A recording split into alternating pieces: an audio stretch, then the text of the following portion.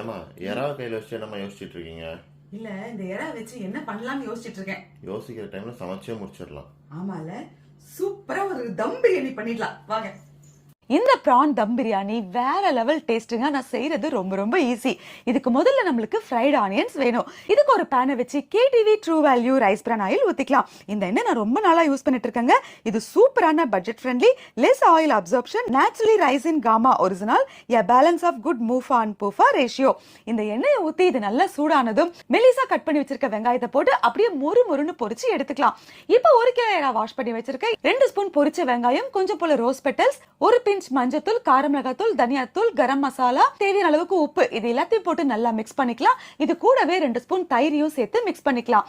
கொத்தமல்லி, புதினா, இது எல்லாத்தையும் மிக்ஸ் பண்ணி அப்படியே வச்சிடலாம்.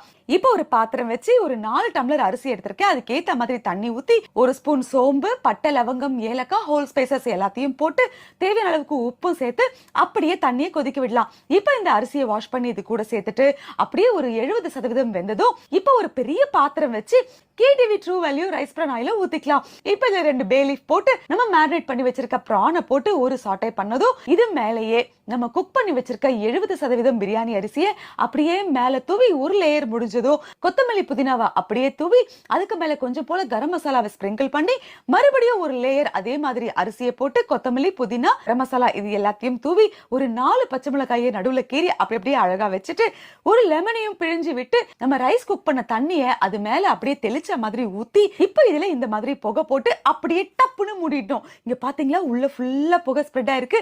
இதுக்கு மேல இப்போ ஒரு வாழை இலையை அப்படியே மூடி 10 நிமிஷம் சிம்ல வச்சு இறக்கினா சும்மா கம கமன்னு பிரான் தம் பிரியாணி ரெடி. இந்த மாதிரி ரெசிபிக்கெல்லாம் இன்ஸ்டாகிராம்ல கேடிவி பேஜை ஃபாலோ பண்ண மறந்துடாதீங்க. அப்புறம் பிரான் பிரியாணியா அப்படியே அள்ளி வச்சு அது மேல ஒரு முட்டையை வச்சு எடுத்து சாப்பிட்டா பா, மனமும் ருசியும் வேற லெவல். ட்ரை பண்ணி பாருங்க.